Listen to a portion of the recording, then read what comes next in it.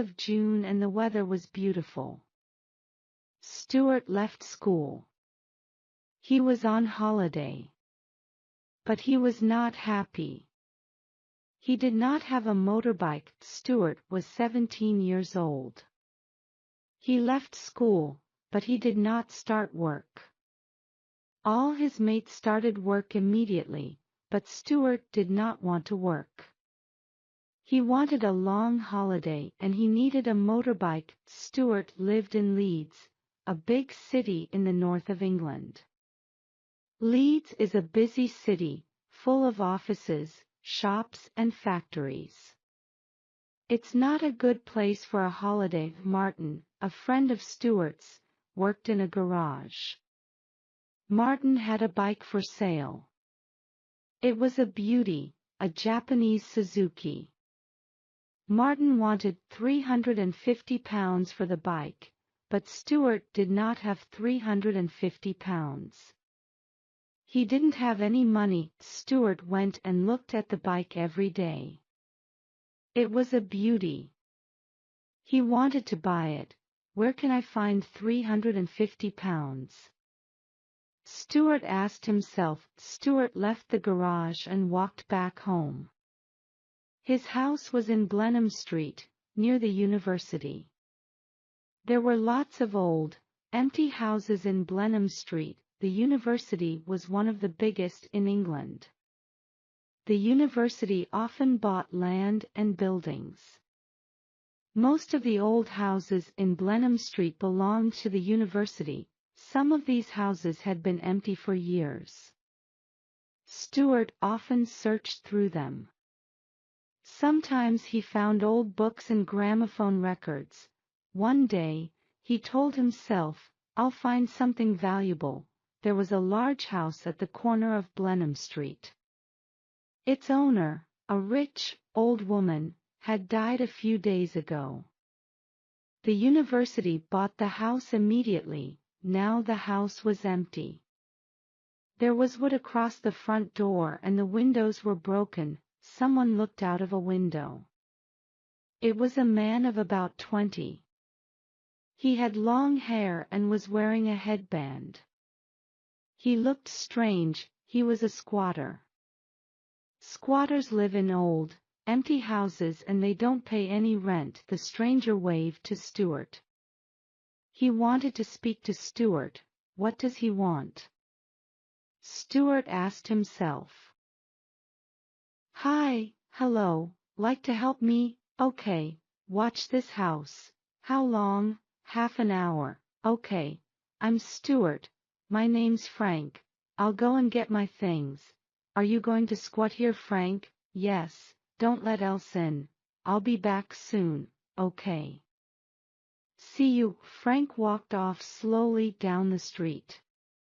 His head was bent forward and he was looking down at the pavement. He was about 20, but he looked much older. Frank went round the corner and Stuart turned towards the house. It looked interesting. The window was low, quite near the ground. The street was empty. Stuart put one leg over the window sill and looked inside. Outside the sun was shining brightly. Inside the house, it was dark. Stuart stood for a few moments and waited. Slowly the inside of the room became clearer. There was a calendar on the wall. Lots of old newspapers were lying around on the floor. There was a mattress against the far wall. It looked new. Stuart looked up and down the street. There was no one around. He quickly climbed into the room. Stuart walked to the middle of the room and kicked away the old newspapers. There was nothing underneath them. There was no carpet and the floorboards were covered with dirt. Stuart took the calendar down from the wall. It was an old one, 5 years old. No one had changed it for 5 years. Then Stuart remembered. The owner of the house, the old woman, had been ill for a long time. She hadn't got out of her bed for 5 years. The mattress was leaning against the far wall. Stuart went over and looked at it carefully. It was a good mattress. Stuart picked up the mattress and turned it over carefully. There was some stitching along one side, about 10 centimeters long. Stuart held the mattress between his knees and took out a small knife. Stuart cut the stitches carefully and then put his hand in the hole. He felt a bundle of newspapers and pulled it out. He quickly unwrapped it. Inside the bundle of newspapers there were some banknotes. Suddenly Stuart heard a voice.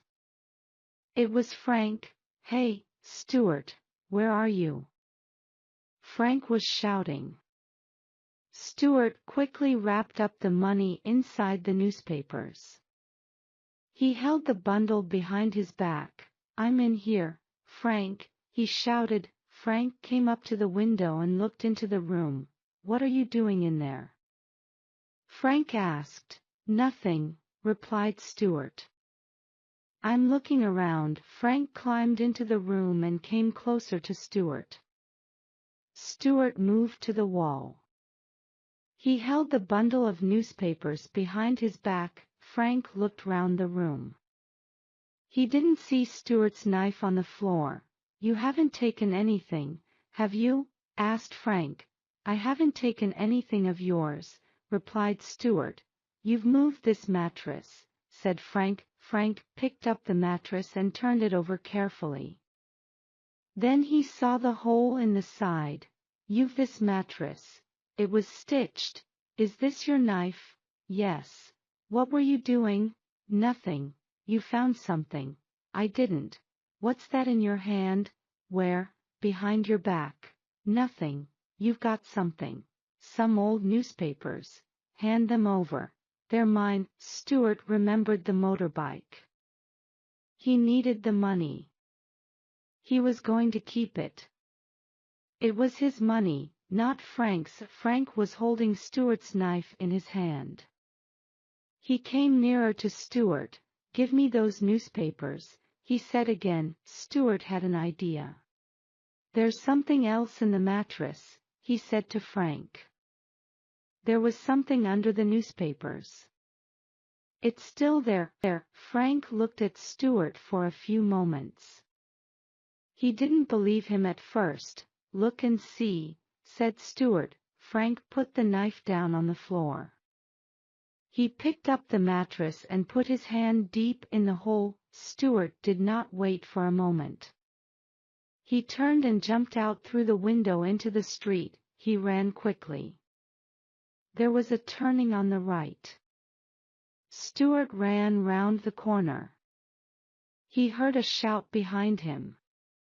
It was Frank. Round the corner, there was another old, empty house. It had a large garden on one side. Thick bushes had grown all over the garden. Stuart jumped over the low wall. He ran for a few meters and then hid under some bushes. Stuart heard more shouting and footsteps. The footsteps became louder, then they stopped. Stuart waited silently. He did not breathe.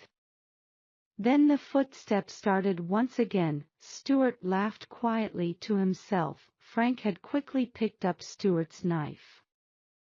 He jumped out of the window after him. Frank saw Stuart.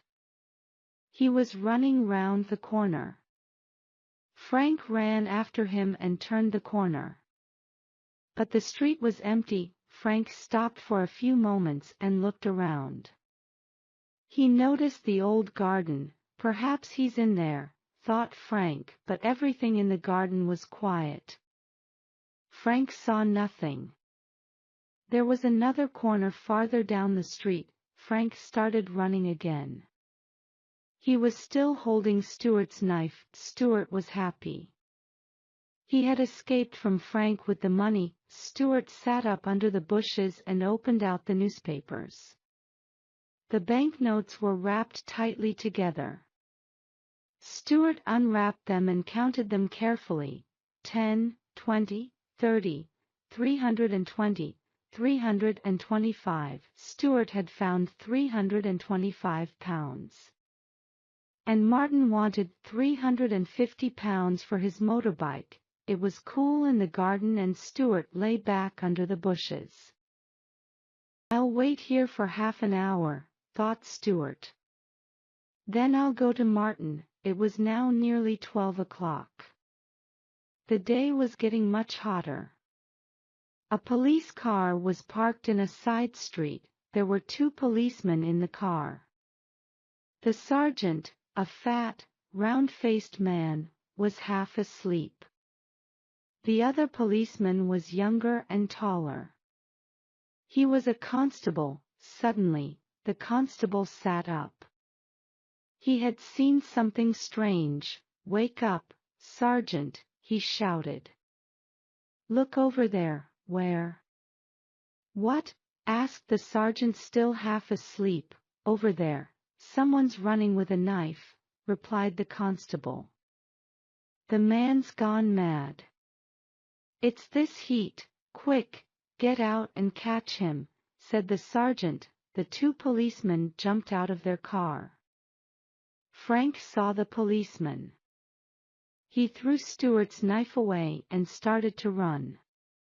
The constable soon caught him and held his arm tightly. The sergeant found the knife in some long grass. The constable took Frank towards the police car. The sergeant came up to them. He was holding the knife. "Oh, it's you," the sergeant said to Frank. "What's going on, Frank?" "I'm looking for a guy with a knife." "What guy?" "He's stolen my money." "What money? How much money?" "I don't know. A lot." "You don't know? Where did you get it?" "In an old house." "Come on, into the car." "Where are you taking me?" asked Frank. "To the police station," replied the constable. "But I haven't done anything. The money was mine. That guy took it." "What's his name?" "Stuart." "Stuart took it." "Who's Stuart?" asked the constable. "I met him in an old house," replied Frank. "Where you found the money?" asked the sergeant. "Yes, I found it inside a mattress," said Frank. "Who's got the money now?" asked the sergeant. "That guy, Stuart. He ran away with it. So, now we have to find Stuart," said the constable. Stuart waited in the garden for half an hour. It was getting hotter. It was nearly 12 o'clock. "I'll have to move now," thought Stuart.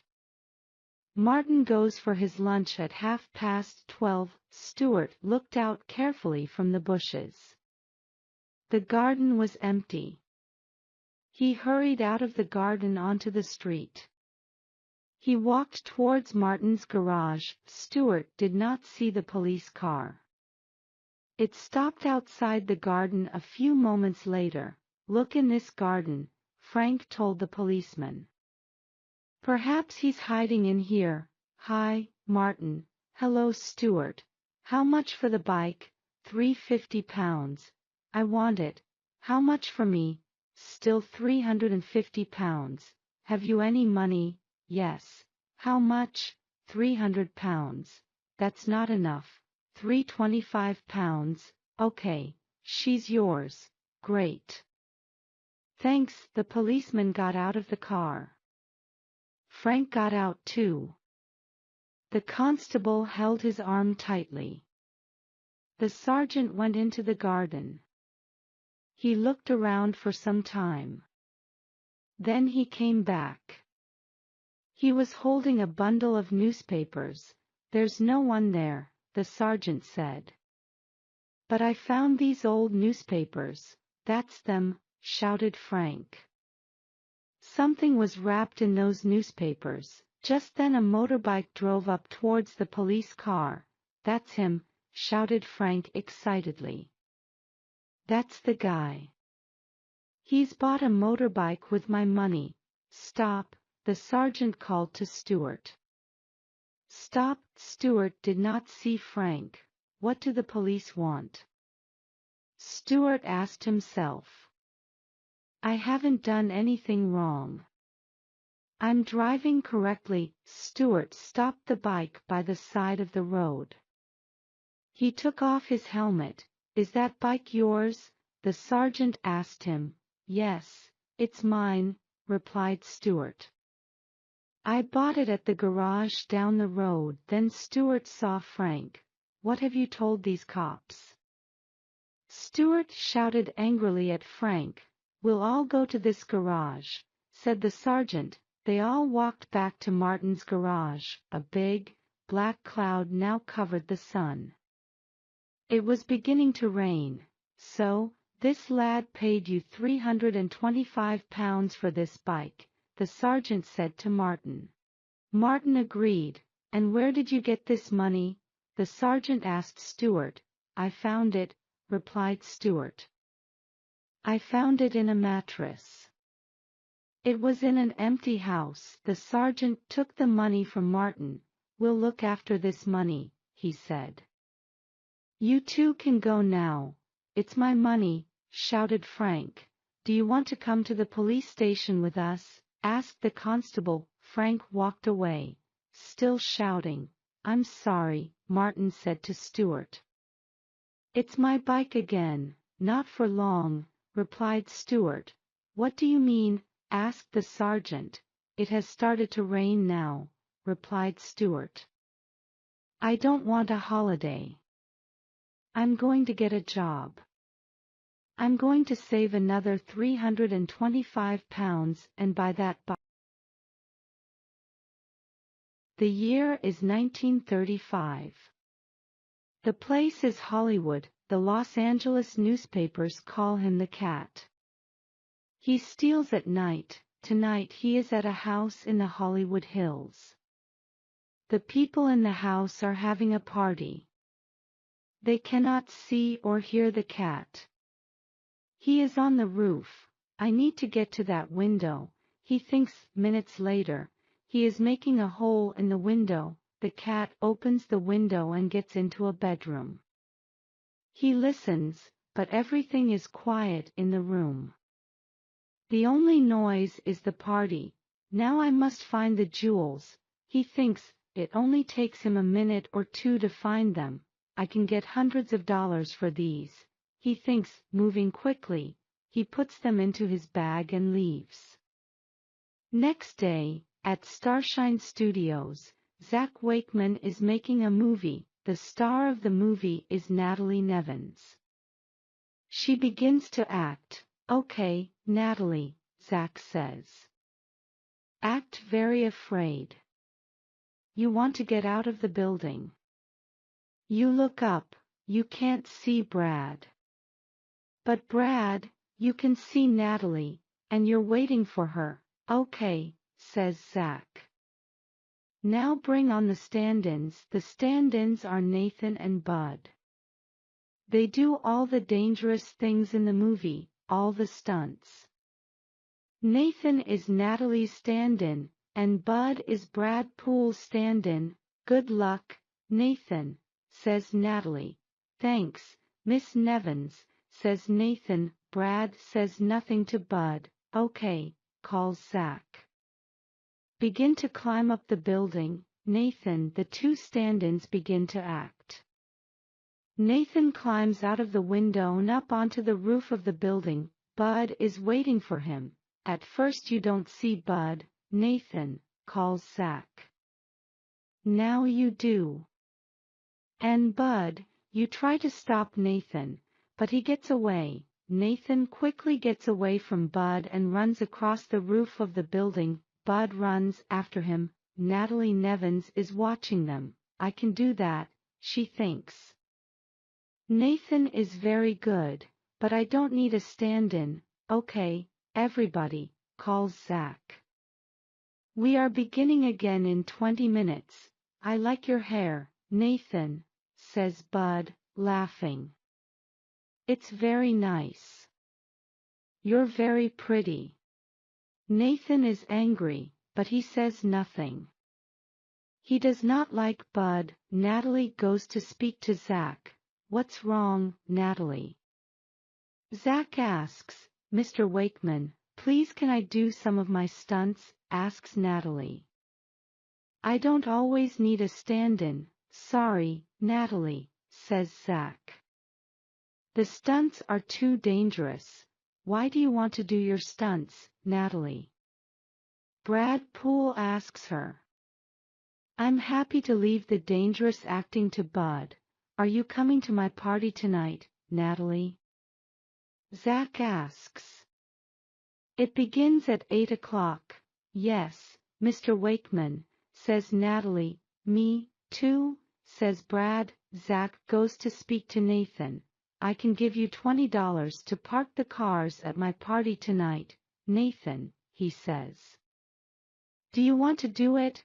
Yes, please, Mr. Wakeman, says Nathan. That night, Natalie Nevins arrives at Zach Wakeman's house in the Hollywood Hills. Hi, Miss Nevins, says Nathan. Hi, Nathan, says Natalie. Are you working here tonight? Yes, says Nathan. I'm helping to park the cars. Why? Asks Natalie.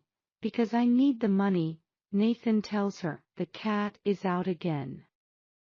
This time, he is going to steal from Zach Wakeman's house.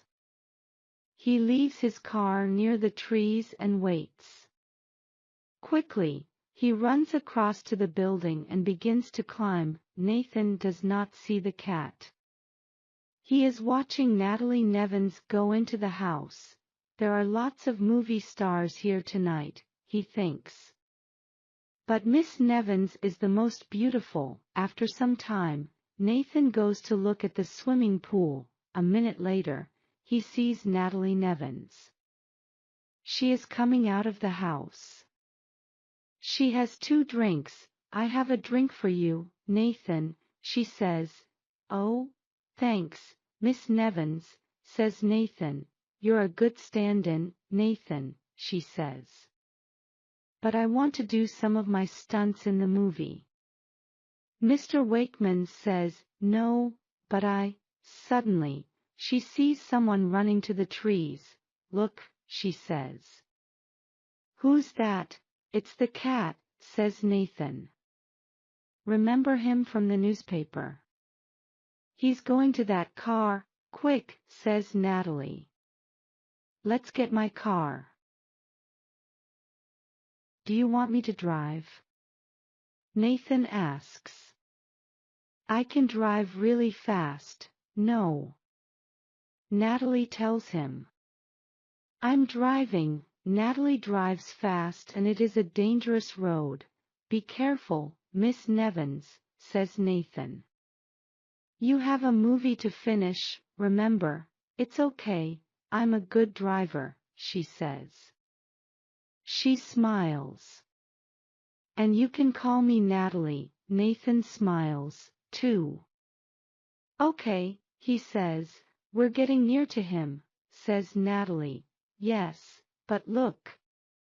There's a train coming, says Nathan. Natalie looks quickly. It's okay, she says. It's not going to hit us. The train is moving fast. We aren't going to do it, says Nathan. Yes, we are. Natalie tells him, wow. That was close, says Nathan. Natalie laughs, and says nothing. Suddenly, 2 policemen see Natalie's car. Look at them, says one policeman.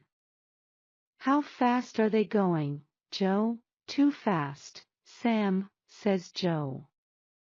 Let's stop them. It's not going to be easy, says Sam, but let's go. Suddenly, Nathan sees the police car. Natalie, he says. What is it? She asks. There's a police car behind us, says Nathan. It wants us to stop. I'm not stopping, she says. It's okay, we can tell them everything later. First we have to stop the cat. Suddenly, the cat sees the police car, too. Oh, no, he says. I need to get out of this car. He stops his car and runs. Soon after, Natalie and Nathan are jumping from Natalie's car. The cat looks back and sees them. They're stopping, too, he thinks. So, who can run the fastest? Minutes later, the police car stops near Natalie's car. The two policemen jump out and look for Natalie and Nathan. Where are they? Sam asks Joe. I don't know, says Sam.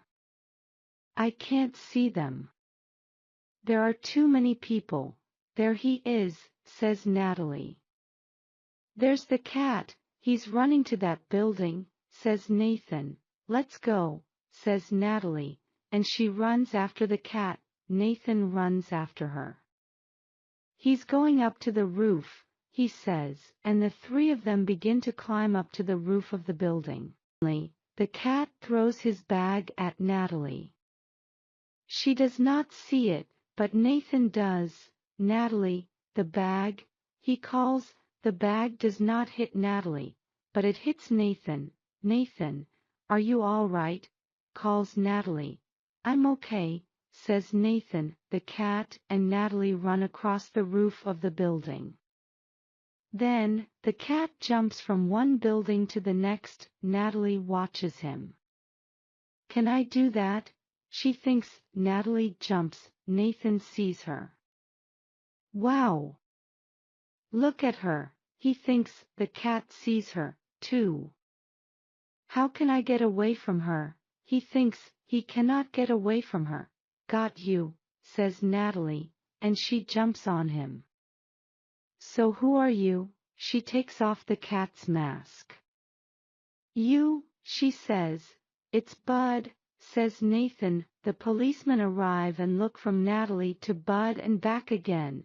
It's the movie star, Natalie Nevins, says Joe.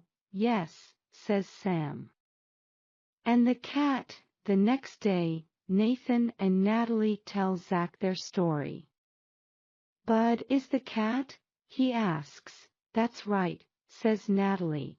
And you want to be Brad's new stand-in? Zach says to Nathan. Okay, but we need a new stand-in for Natalie. Who can do her stunts? Natalie doesn't need a stand-in, says Nathan, laughing. She can do her stunts.